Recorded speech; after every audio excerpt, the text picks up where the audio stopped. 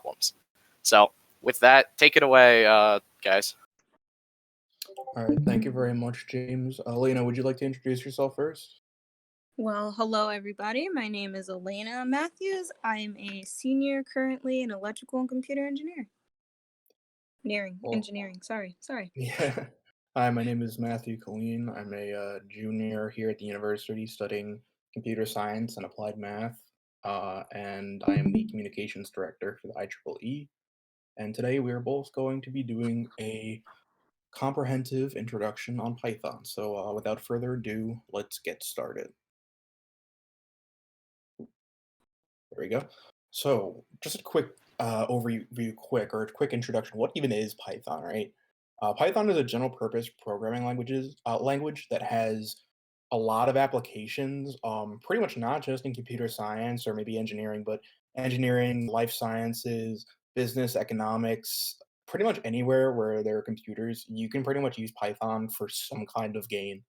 A lot of its big uses, at least that I've seen and I've heard, are data analysis. I've seen it in artificial intelligence, machine learning, web development, and a lot of other places. But that's not, saying that that's not the only place you can use it. You can use it for yourself and anytime you want. It can be used by anybody. Compared to other programming languages, Python is considered to be very human readable, and it's easier to be picked up by beginners. So that's a good thing for you guys. It's not very verbose, as in it's not very vocabulary heavy. You can kind of just pick it up, and once you get the knack of it, I think you guys will be having a good time just writing some short little programs and short little codes. So let's get into the actual code now. All right. Let's start off. Python. What now? Python, put something on my screen. Well, Python can do just that. We use the print function to have something display on the screen. So print hello world will have hello world appear on the screen when this program is ran. This is actually a fundamental program used in many different languages. So let's see if you can print hello world to the screen. And we'll start off with a quick demonstration of printing things to the screen, which is also known as the console. All right, so let me sorry. Oh, I think I do have to actually exit out of the um slide to actually go here, so my bad about that. But here is a online integrated development environment, IDE for short. Pretty much this is a version of the development environment you'd use on your computer, but I like these online ones because pretty much you can just type in the URL, open it up, and you can get right started. So I'm actually gonna put that in the general chat. So if you guys want to, code along with that, you can feel free. But here they actually generate "Hello World" right for you. So if I click run right here, it goes and says "Hello World" automatically. So you can type pretty much anything, and we'll be using this throughout the rest of the introduction to Python. So gonna go back to the presentation. There we go.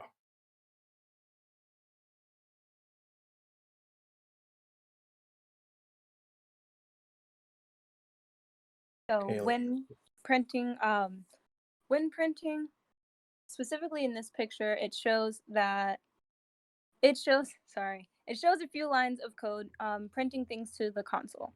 So the first one is just printing hello world, and it's actually printing three different things.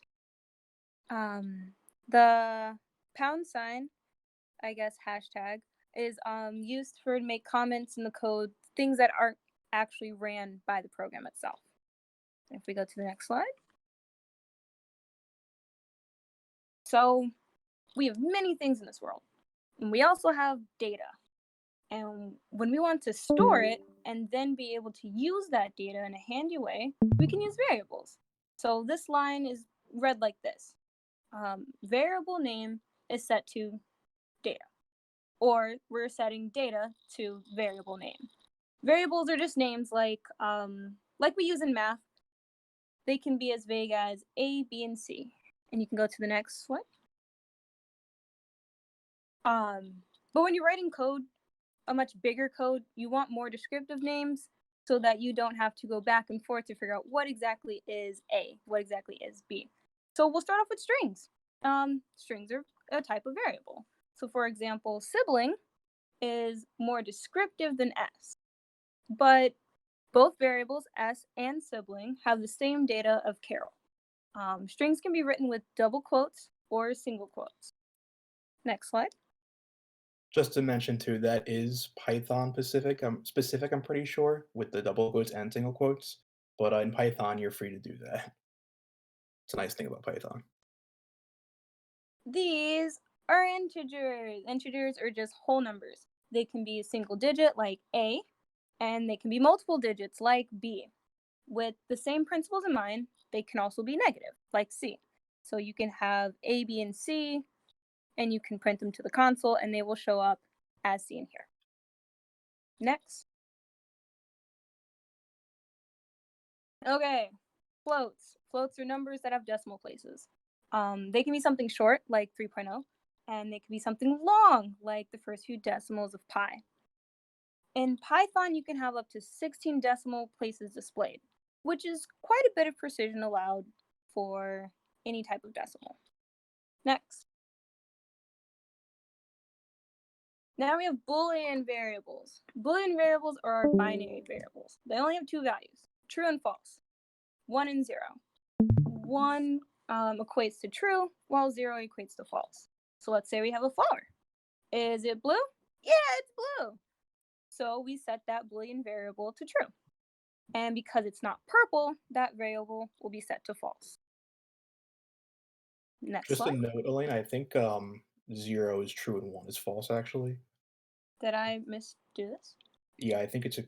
I'm pretty sure that's the case. It's like a 50-50 chance. I usually forget that too, but I'm pretty sure that's the case. But nonetheless, you're not really going to have to use that when you're using Python. It's just a numeric representation.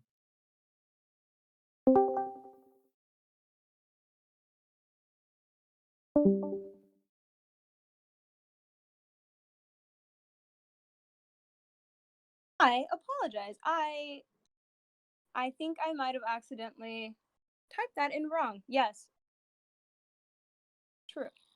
My It's not a apologies. big deal. So moving on to Wait, list. what happened? What's the what happened? We switched up the values from true and false, and I just made a note of it. Oh, okay. Yeah. Programmers not knowing basic programming, Mal? I'm joking. Please don't ban me. I will look into. I was almost certain it was the other way, but I will double check that and let you all know at the end. Also, everyone, feel free to stop at any time. You can type questions in the general chat. I'll be looking at that as well. And you can literally unmute your mic at any time and ask a question.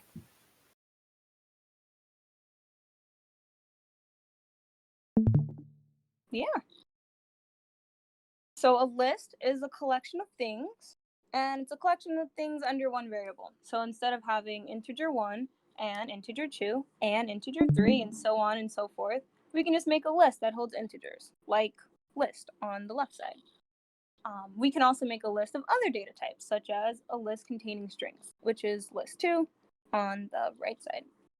Now, if we want to get really wild, Python allows us to have a list of multiple data types. So my list has integers, it has strings, and it has a float in it. And when you print these all to the console, this will show up as seen on the screen.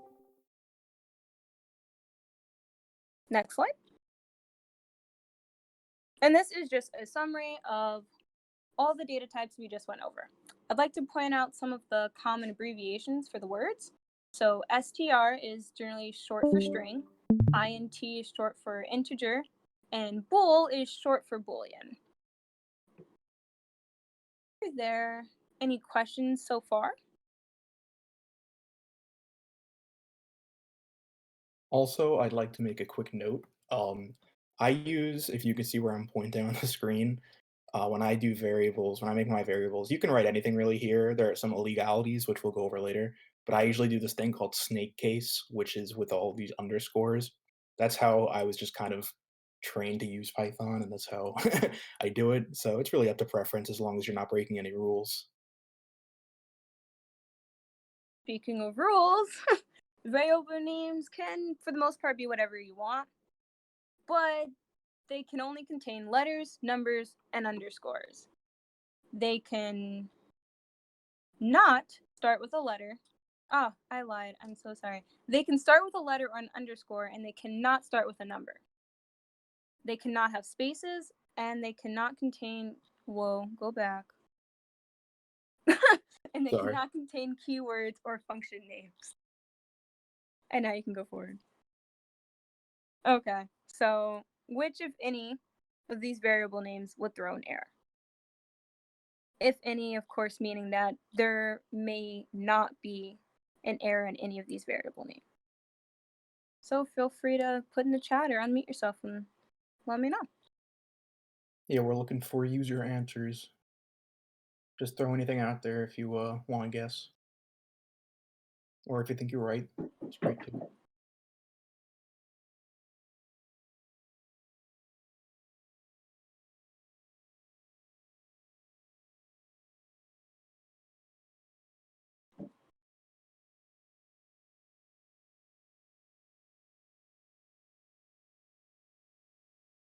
All right, going once. Oh, right here. We got a response. 2, yes, 2 is incorrect because there are spaces, and you're not allowed to have spaces in a variable name.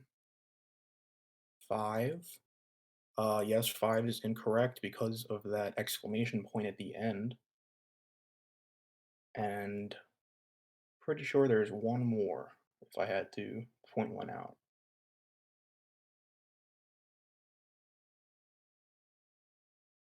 Yes, 3 is incorrect because you're allowed to have numbers within your variable name, but you're not allowed to have it starting off your variable name. So that'll show you right now. Yep. So you guys got it all correct.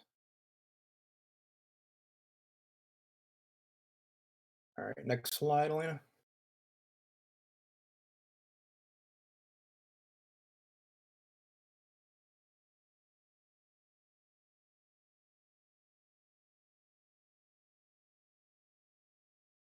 Variables.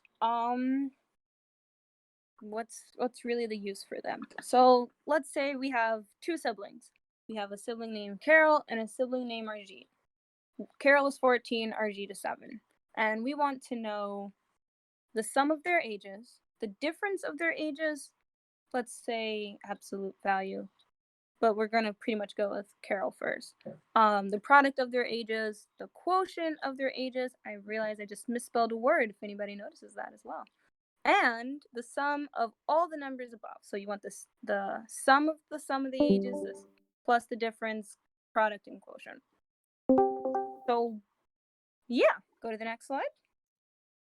Well, we can simply enter these lines 14 plus 7, which is their two ages. We can do addition, subtraction, multiplication, division. So if you see that we are actually using basic arithmetic operators on these integer variables, and this would work the same if they were floats. And you can actually have a mixture of both floats and integers. This being said, floats hold more information, up to 16 decimals if you don't remember. So if you mix them, everything will end up as a float so that you can preserve more information. So if you were building a rocket and you were using Python to the calculations, losing those decimals might actually wreak havoc on the system as a whole, and your rocket may fall apart. But back to this example. So we have all these things, and to add them all up at the end, we either have to retype everything we started with parentheses to maintain the order, or put in the answer of each line and then add those up together. Next slide, please. We can just use variables. So we set Carol's age to 14 and Arjit's age to 7. And then, of course, we just use the variable names instead of the numbers for the equations. And at the bottom, of course, you can just use the new variable names and add them all together. Any questions so far?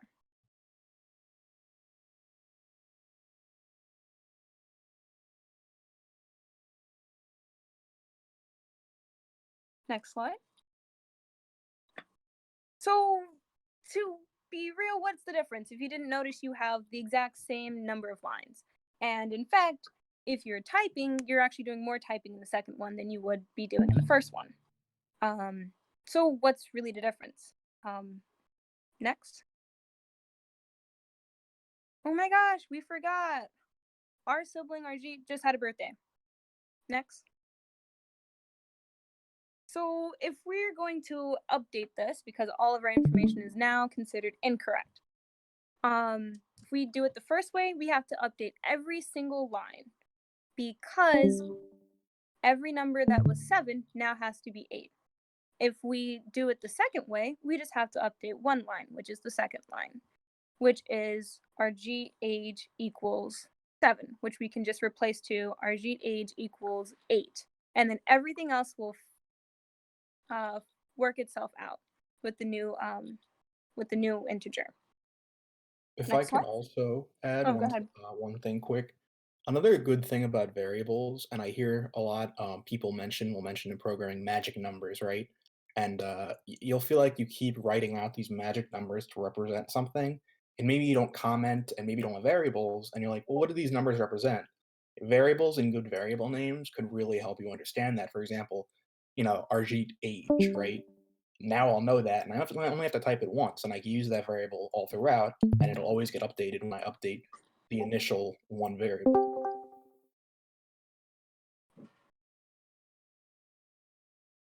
So just like we can manipulate the variables, we can kind of manipulate the strings. So two strings together is actually called concatenation.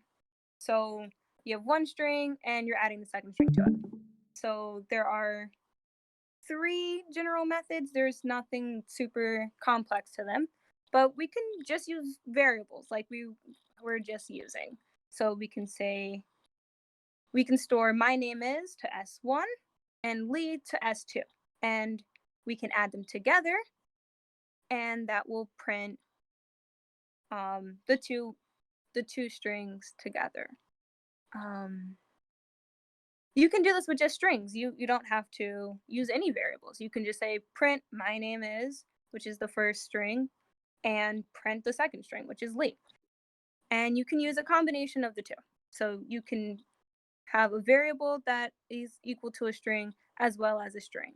And when you are printing a string and a variable, you can separate them by a comma so that it knows one from the other. Otherwise, it will throw an error at you. Next slide. So this is the result. This makes my name is Lee. But if you look at that string, there's something wrong with that. It's not how we would write something normally. So does anybody have an idea on how we can fix this string?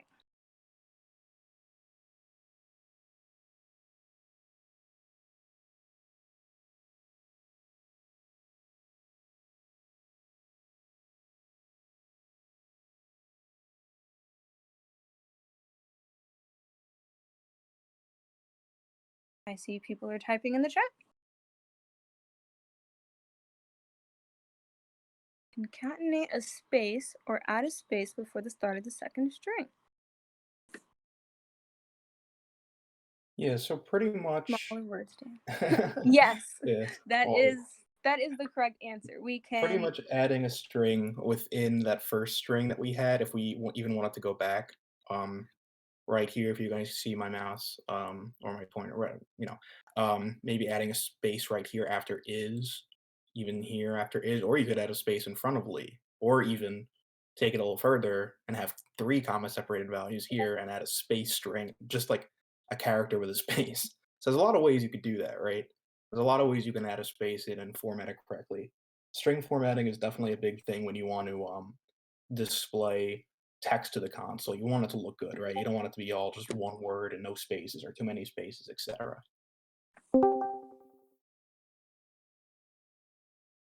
And next, we've decided to do another short demo.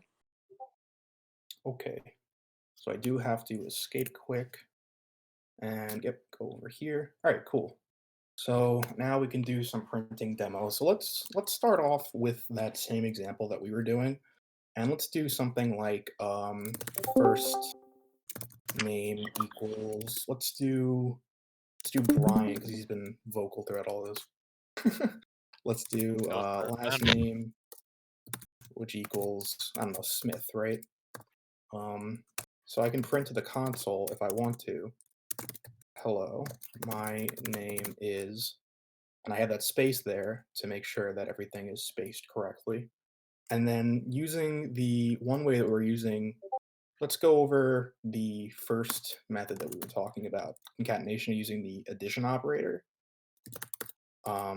So, and then also, so right here, we want to add a space right there because, actually, let's try not adding a space and see what happens.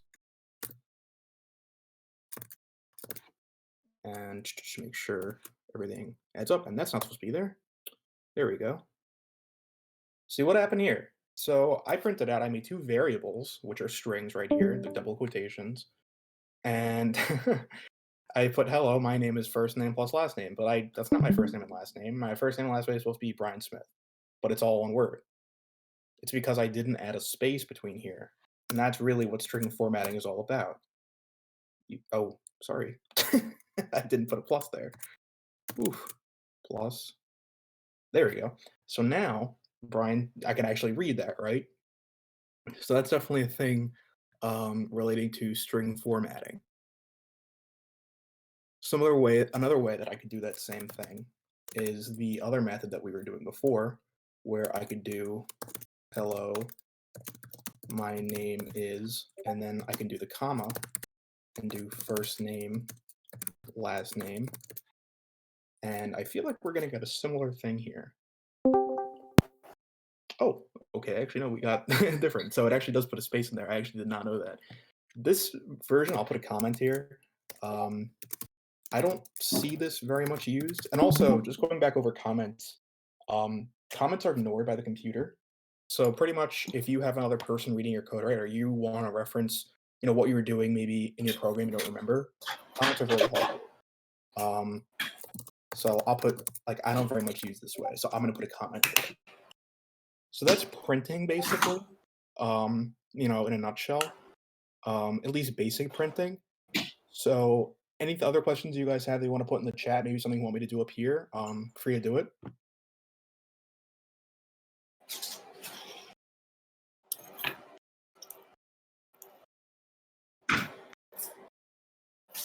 You could either unmute or you could just put something in the general chat if you'd like. If not, we can just keep going.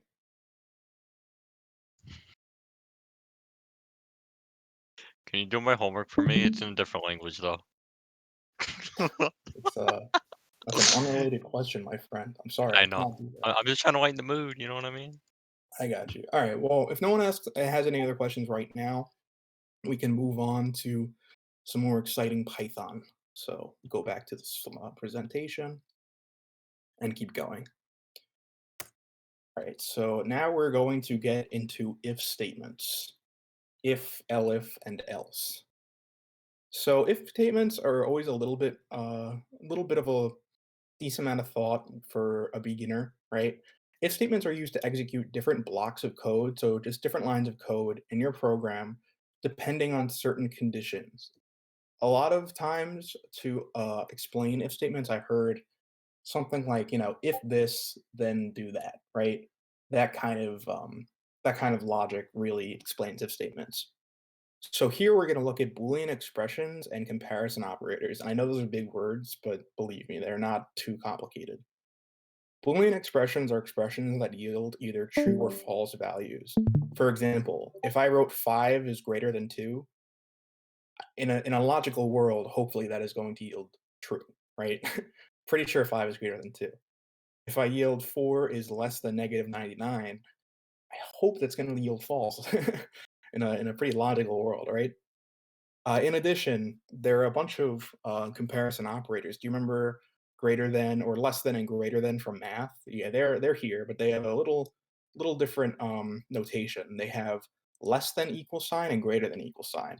Since in regular text you really can't underline less than and greater than. I actually had to just underline it using, the text editor here, Microsoft Word's kind of implementation of an underline. Some other comparison operators are just the regular greater than less than, the and word, well, word and, the word or, and the word equals equals, or not the word, the operator equals equals.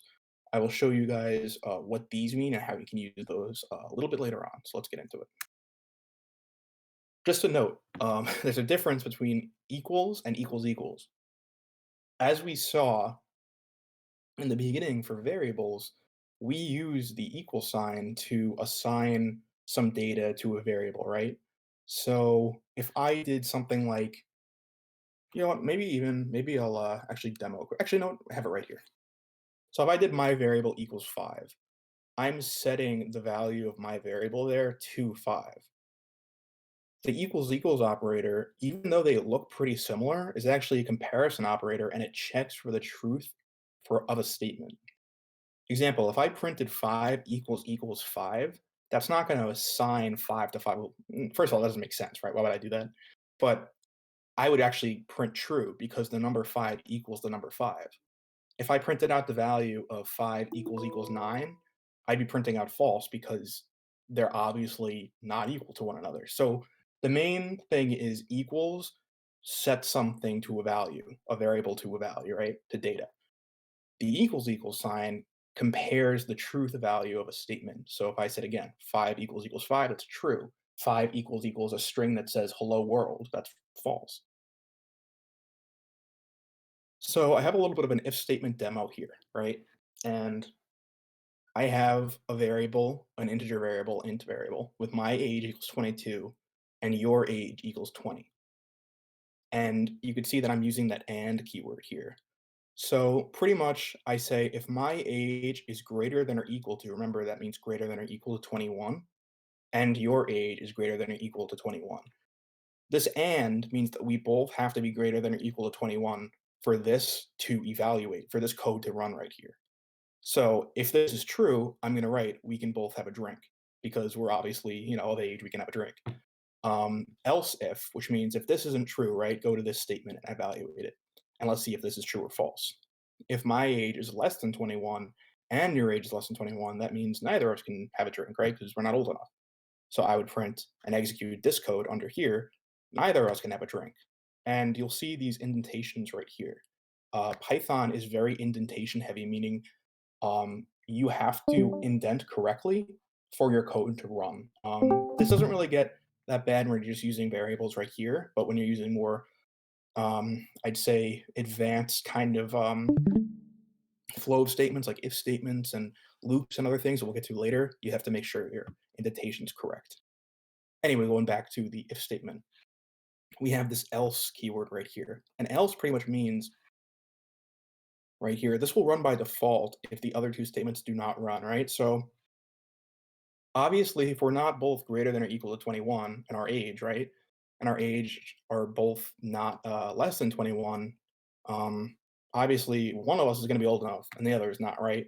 Because if we're both younger than 20, if we're not both younger than 21, we're both not over 21, one of us, your age right here, is 20, one of us is going to be young, and one of us is not going to be, one of us is going to be old enough. So this kind of just runs as default if these two right here are false. So I have a little detailed here. The elif stands for else if and else for else respectively. The initial if statement did not execute, these statements are checked to see if they are valid or not, and if so, they're executed.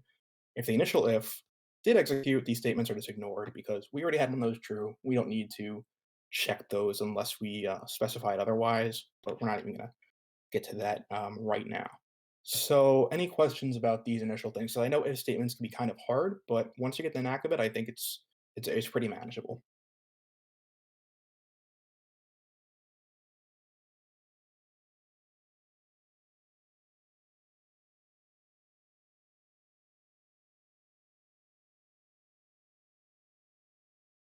All right, no questions? All right, that's fine. Let's just keep going then.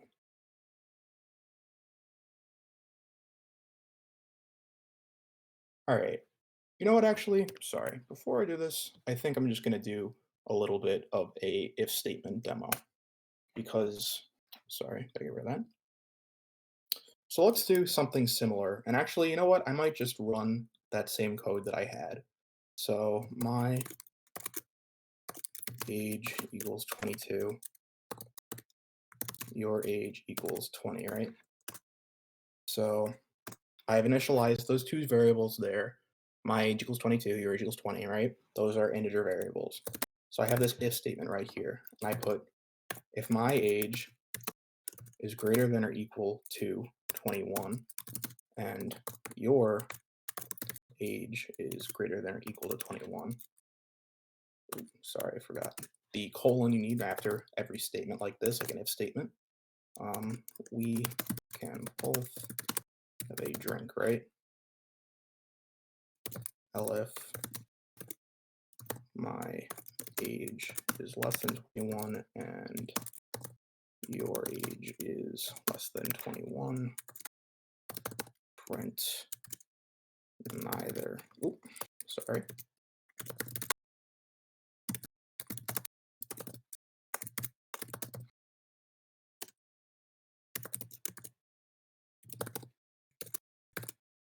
And I'm just going to run this for you guys to see which one runs. And I might even just change the variables up here to show you which one will run when certain conditions are true.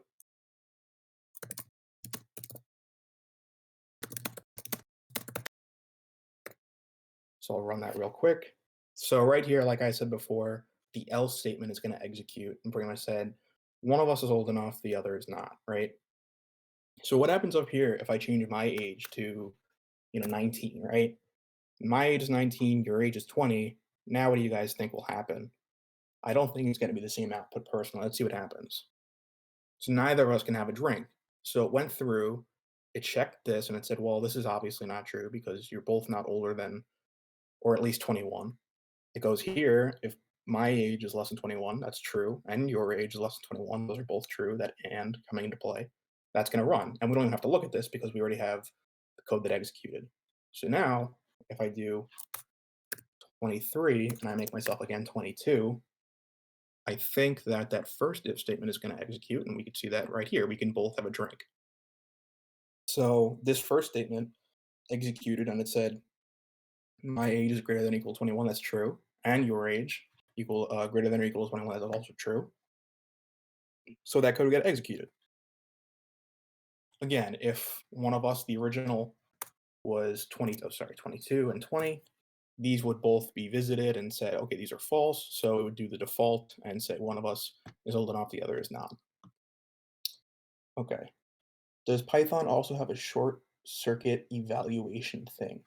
So short circuit, I mean, I could answer that really quick. But so when Dan said short circuit in the chat, right? This and keyword has to check. These both have to be true for something to for this to execute, right? So if I had put something like my age equals 18, right? And I had this here, this would actually run and it would automatically say, it would check if my age is greater than or equal to 21, well, my age is 18, and then we have an and here. Since both of these have to be true and one of them's already false, this is obviously can't be true. So we're just gonna keep going, right? So yes, that is an example of short circuiting there. But we're not gonna get until that's a little more advanced, so we're gonna keep to the regular stuff. So going back to the slide now. Any questions again, just before we wrap we keep going up?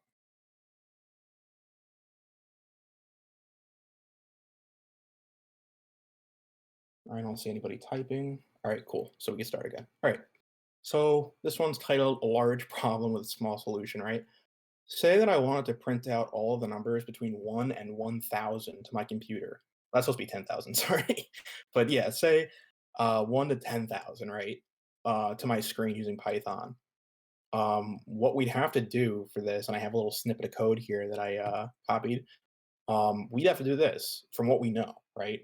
Print 1, print 2, skip 9,997 and print out all those, right? That's so hard. That would probably take you hours to sit down and do that. There must be a better way to do this, right? Loops. So we're going to introduce loops now.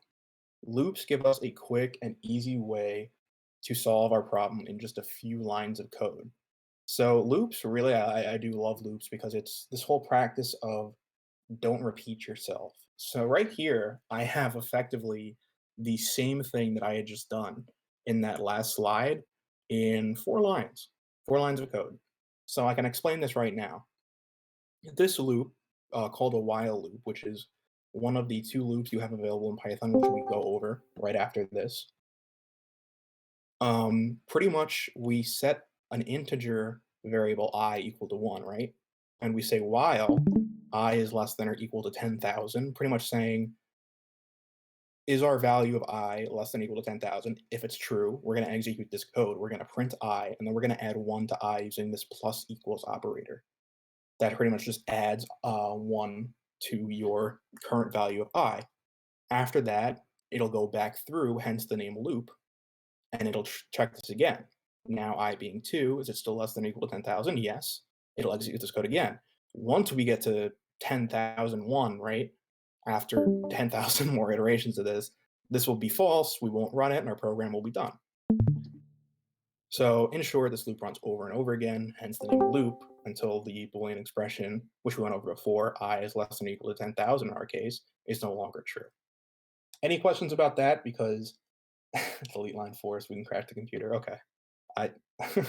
You have to bring up that. But anyway, any questions on loops? Because I know loops as well as statements can be a little bit challenging to wrap your head around on the first look.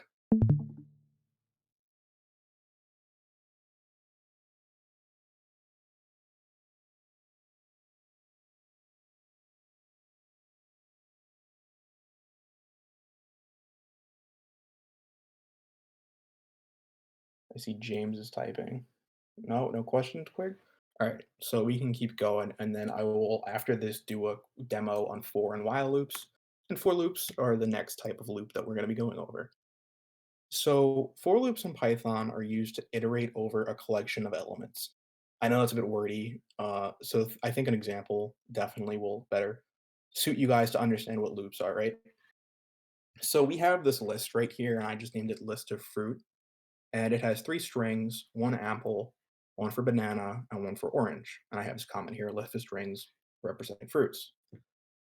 I use this syntax, I'll say, or this general form for a for loop in Python for variable in collection. Our collection being this list right here, something that we could go one by one and look at each value. And this variable, you can name it anything you want. It could be, I, J, it could be anything you want. I do fruit because it makes more sense for human readers, right? If you were to look at this, you kind of couldn't get an idea of, oh yeah, we're dealing with fruit. We're not dealing with, we're not dealing with I, which is like a letter. So here, pretty much, I'm printing each fruit in the in this collection, in this list. So I'm going to go through both of these types of loops so we can see how they work really. And again, this syntax or this general form that you'd use is for variable in collection. So I'm going to go back to our online IDE, again stands for integrated development environment, and we're going to do a little bit of loops, right? So let's go back to, I'm going to just head this over, while loops, right? Going back to what we were talking about before, right? Again, Wait, yep. we have a question in the general chat. Oh yeah, sorry, I didn't see that. How is fruit initialized? Through the for loop? Okay, so Alex, this is definitely a good question because when I had started working, doing programming, I was kind of confused about like how that really worked because I used the keyword fruit, right? And it's just like, well, how did you get that? I'll show you that in a second. You know what? Let me just do for loops because we just went over that. So let me change it to for, and I will show you exactly what I mean by that, right? So say I have this list of fruit, just like in the example, right? Apple, orange, might be out of order, but it's the same thing, right? We're just going over the list of fruits. So I'm going to do, remember, for variable in this collection, in this list in our case. So I can name this anything, right? I'll name it for ABC in list of fruit, right? Because I could name this variable right here anything I want. It's just a variable to go over this list one by one. So here I'm going to print ABC, and when I run it, I'm going to print each one. So pretty much what it does is it goes through the list. It's like, oh, we're on apple. So for the current element, which is ABC in the list of fruit, print ABC. It's going to go to the next one. Okay, print this one. And it's go to the last one, print that one. And when the list is done, the program ends, the for loop ends, and we get our answer, right? So I can name this right here, back to our original name, fruit, and it'll run just the same because nothing's really changed. I just changed the variable name. Does that answer your question, Alex? I know it is a little challenging to wrap your head around some of these for loop and while loop concepts. Okay, that's a good question, Alex. I see that you're using the kind of like Java asks C/C++ version of a for loop. That's a little more advanced just because that's not how we do it in Python. Python has this syntax where it really uses this kind of for in syntax. It's the same thing, really. If you wanted to go a little deeper into it, it's kind of similar to a enhanced for loop in Java, if you know that.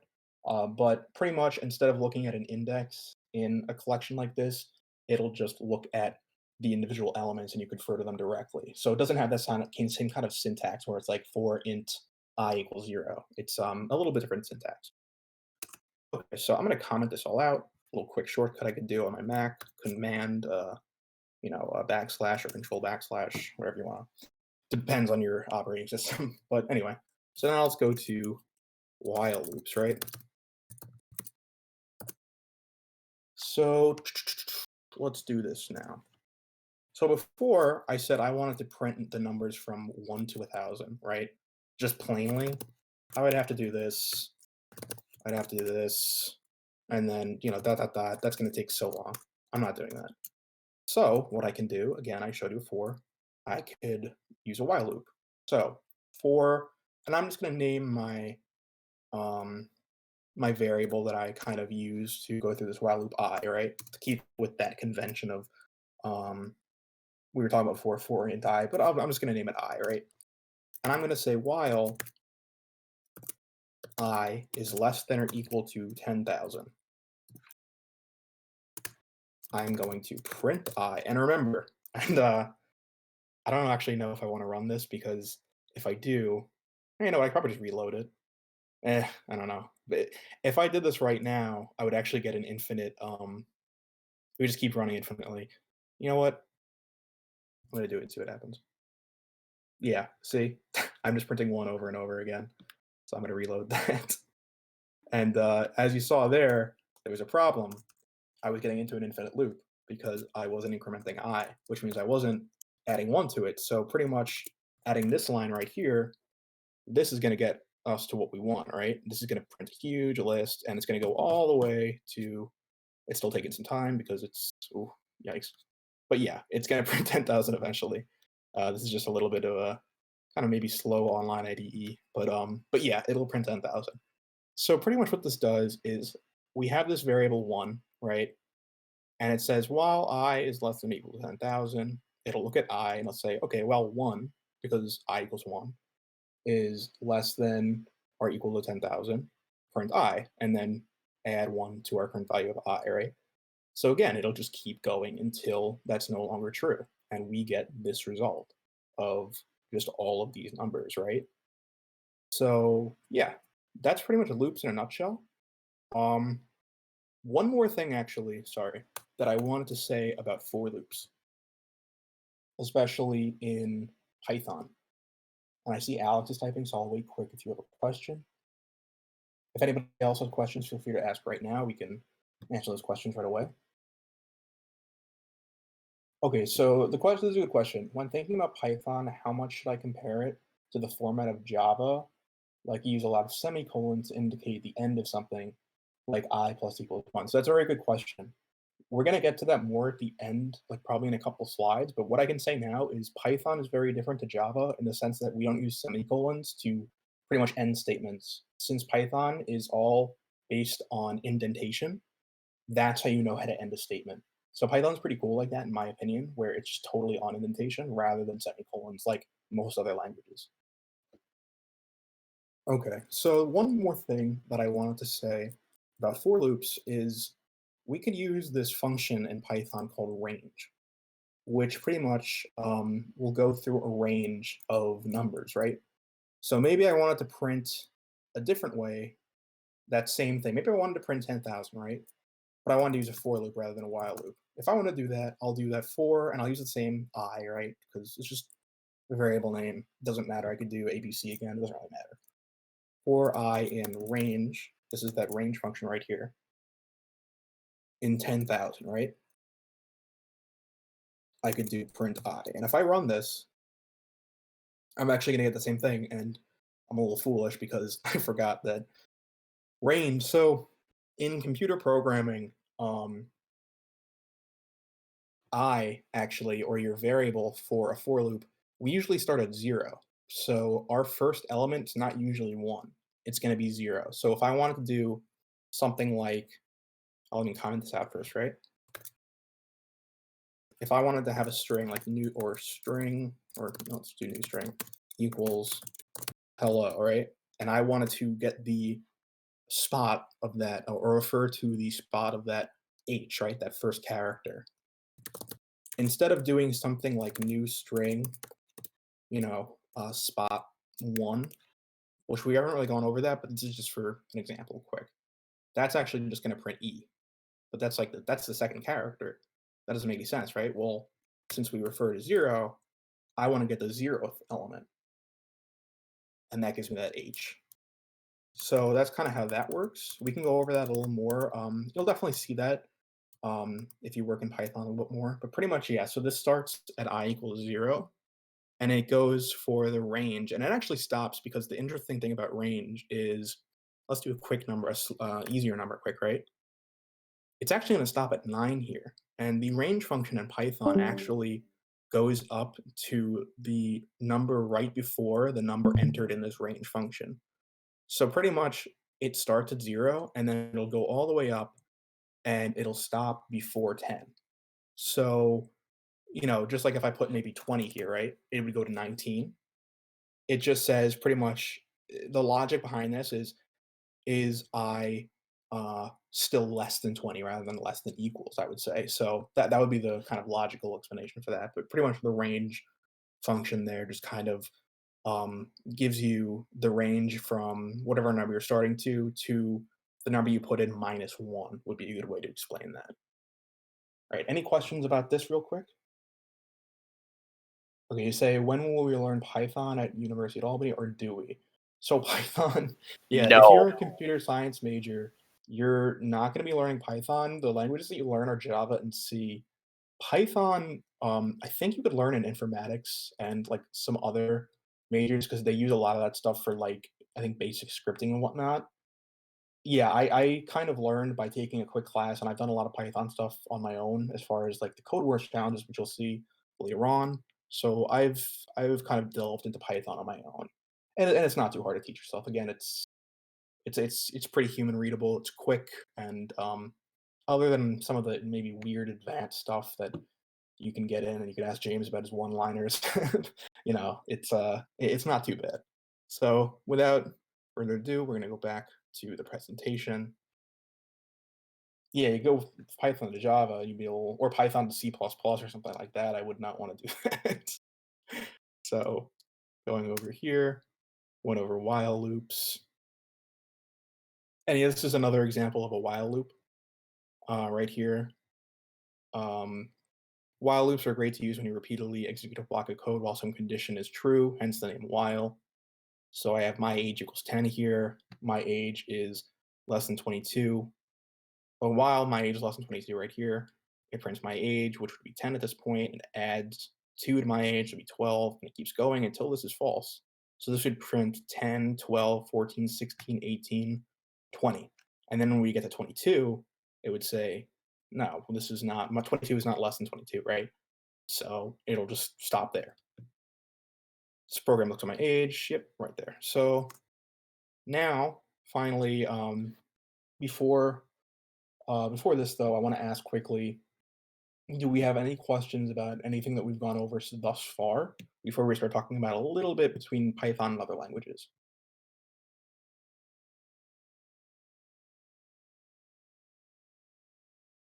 If you want to unmute yourself, or you could just type in the chat, that'd be fine. Otherwise, we could talk a little bit about Python versus other languages, which I can just briefly talk about. I'm expecting a scathing negative review, Matt. A scathing negative review of Python? I love Python. Global interpreter lock, arbitrary size integers with overhead, interpreted language slowdown, over 100 times slower than C, over 100 times Okay, more bro, we energy get it. You know big intensive than C. words. We get it. You're scaring people too. Yeah, bro. Pretty much the main thing. So if there's no questions, Elena, if you want to say something too, of course, you can feel free to interject as well, since we're pretty much wrapping around here at the end. Python versus other languages, right? So if we're going against a language like C and C++, um, which we learn C here if you're a computer science major, these languages are very what we call low level, right? Which means that there's pretty much no abstraction from hiding you from the intricacies and internals that kind of go into a programming language. So these languages like C and C++, you can handle memory management. You have to handle memory management. You have to handle all these things you don't really have to handle when you're using Python. You can get closer to hardware because there's not much separating you from the hardware because you're really dealing with that low level aspect. You're really right down to the hardware. While Python and other languages like JavaScript, and to a lesser extent, languages like Java and C Sharp will have a little bit of more abstraction than C and C++, but not as much as Python. So if I really had to kind of put it in short, if you're a non-programmer or you're a non-technical person even, and you just want to use programming for your benefit, I would definitely recommend Python as it's easily human readable, easy to pick up. You can run it on pretty much any operating system. You can just download it and run it in the command line or terminal. Pretty easy to run, and pretty easy to understand. And it's really quick to implement. So if you want to code it fast, that Python's your guy. So do we have any other questions other than that right now? And actually, I'm going to go to a quick page. Python's relatively easy installation. Download Python for Windows, Python for Mac. If you guys are Linux/Unix guys, you have Ubuntu or something like that. I don't know if you guys do, but the downloads for everything. And I have a real Python, which is a website, Python 3 installation setup guide. So I could put that link in the general chat as well. Any questions?